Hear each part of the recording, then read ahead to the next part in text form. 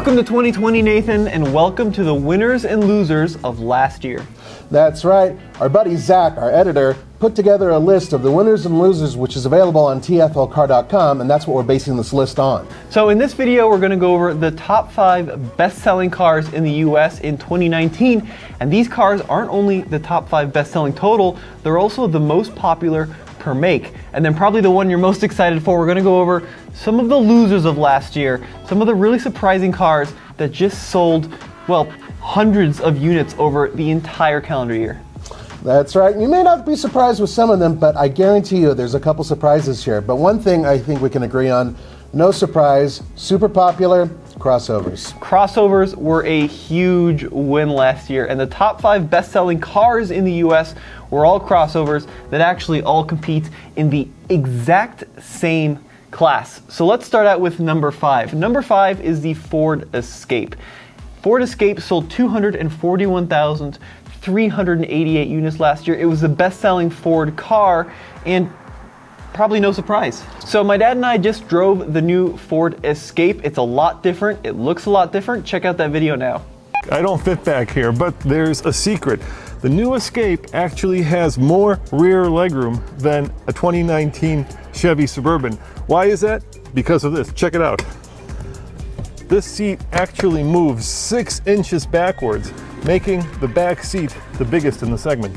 Now, number 4 on our list is a big jump up from 241,000 units, also in the same class, but this time by Chevrolet. What is it, Nathan? It's the Chevy EQUINOX, and it sold 346,048 units. Now, think about that. That is a massive jump. But one of the reasons why Chevrolet is able to move so many units, fleets. A lot of these vehicles went to fleets, and a lot of big incentives. So number 3 on our list is actually a Nissan. It's the Nissan Rogue. The Nissan Rogue is once again a car that competes in the exact same class, 4-cylinder equipped, CVT automatic is the only transmission.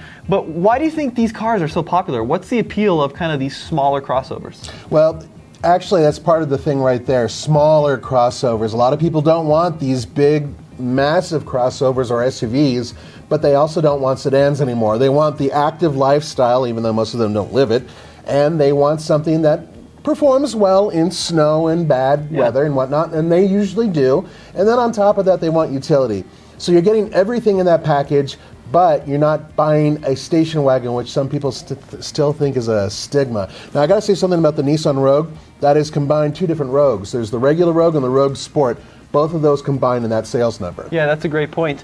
And I think part of the reason that vehicles like the Rogue and Rogue Sport are so popular is because you sit higher than you would in a car. So there's kind of this perceived sense of safety. You can also see over things. And another thing is that old men like your father and I, it's a lot easier for us to take our old wrinkly butts and actually just shift it right into a seat without dropping it down or lifting it up. Yeah. I mean, that's actually kind of nice, and a lot of people like how comfortable these crossovers are. So number 2 on our list is the Honda CR-V.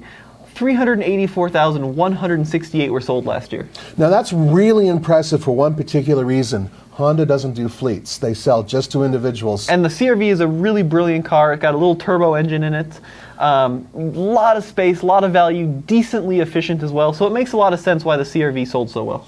Yeah, and now they have a hybrid coming out this upcoming year. So that ought to be interesting too. It might help their sales. And the number 1 most popular car sold last year was the Toyota RAV4. It outsold the Camry, it outsold the Accord, it outsold everything else in the car world. 448,071 RAV4s were sold. Damn, you guys like RAV4s, man.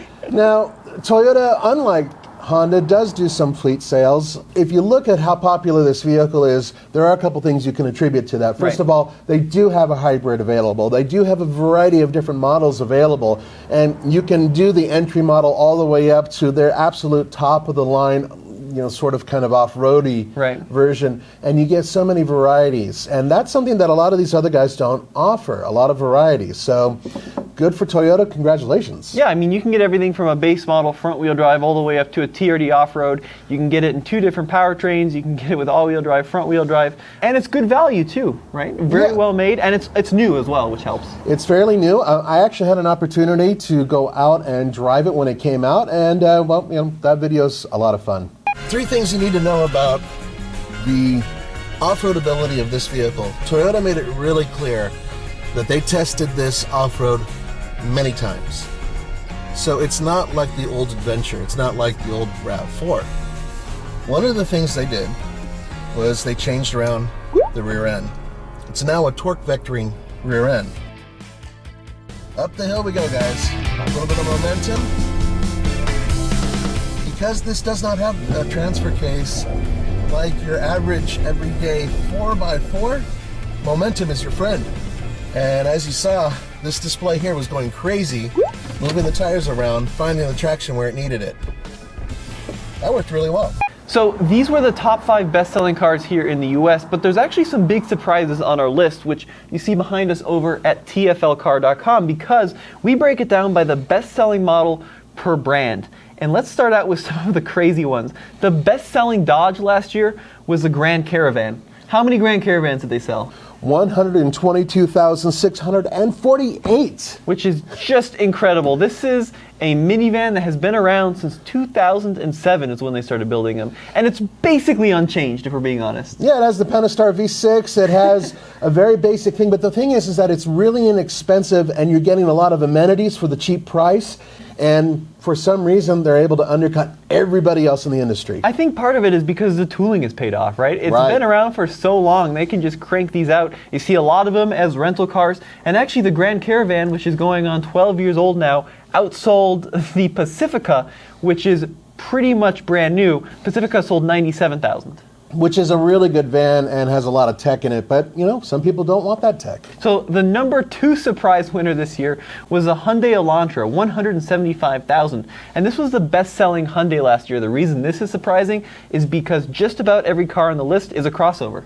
That's right, good for Hyundai. And the thing is that the Elantra comes in a couple different flavors, but for the most part, I mean, we are talking about a sedan. And they just don't seem to sell like they used to, but Hyundai seems to have the secret sauce. Yeah, 175,000. Once again, very affordable. Ship a lot of them out there every year. Oh yeah. And the number 1 biggest surprise on this list is the best-selling Jeep last year, the Grand Cherokee.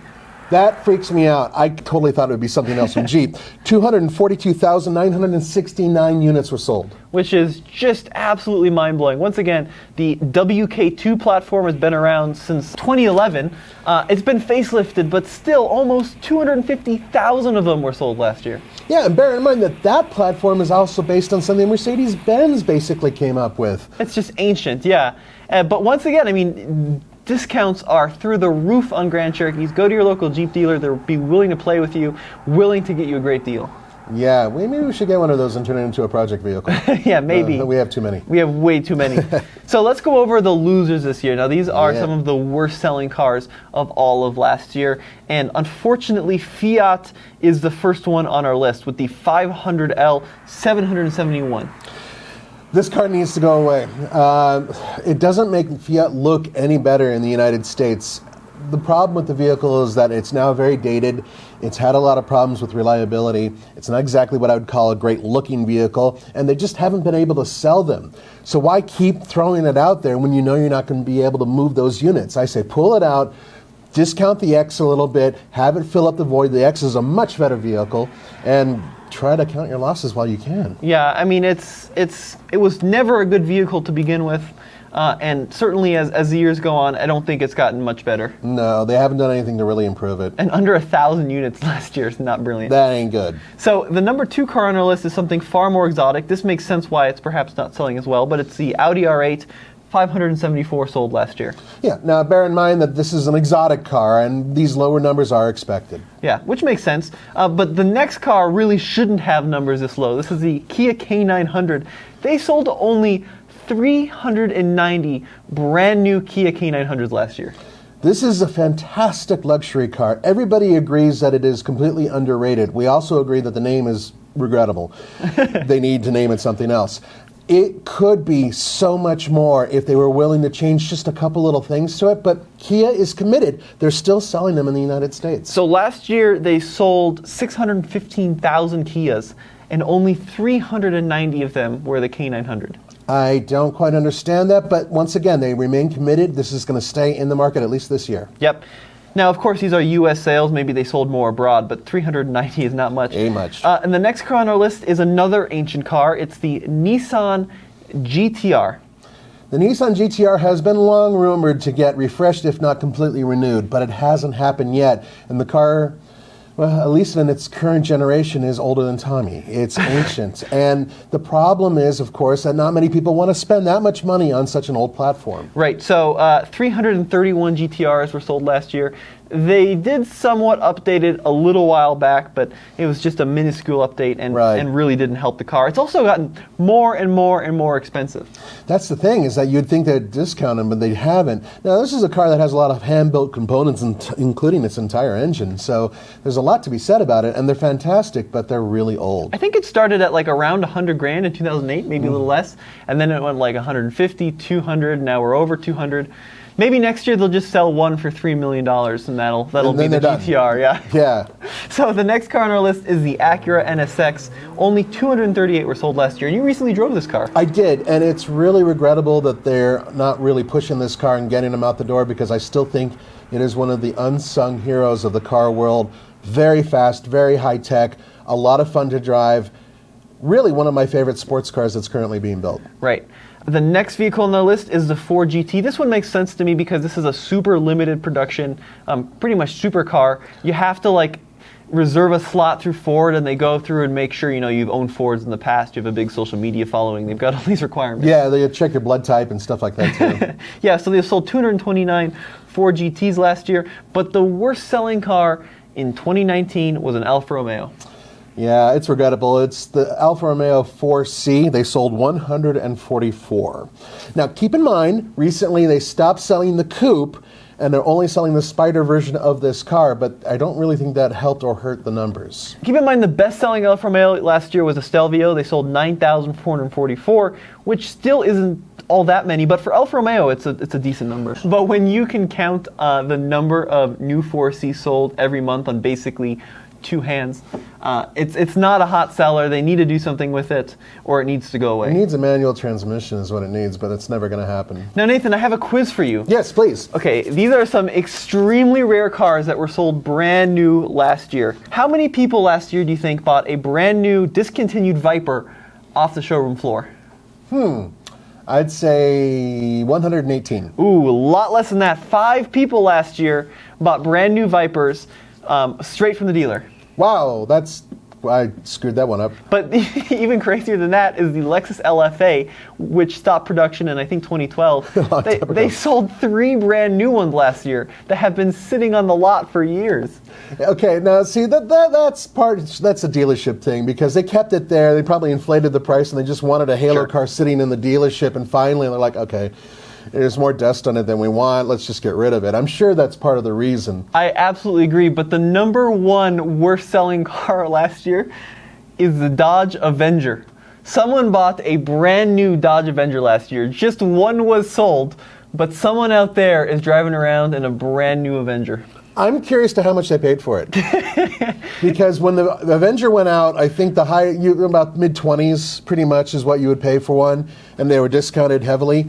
So maybe they got it for like a really good deal. And I hope so. I really hope you got it with the bigger Pentastar V6. Yes, for sure. Yeah. And at this point, if you're wondering what the winners and losers are in the pickup truck world, head over to TFL Truck. I've got a link below where Andre and Nathan dissect which ones won and which ones didn't do so hot this year. Well, guys, thank you so much for watching. As always, this is Tommy. And Nathan. Head over to TFLcar.com for the full list of winners and losers, because there's some other really surprising ones out there, like the fact that they still sold 29,000 Chrysler 300s for some reason. So be sure to check that out. And as always, have a great day. See you guys.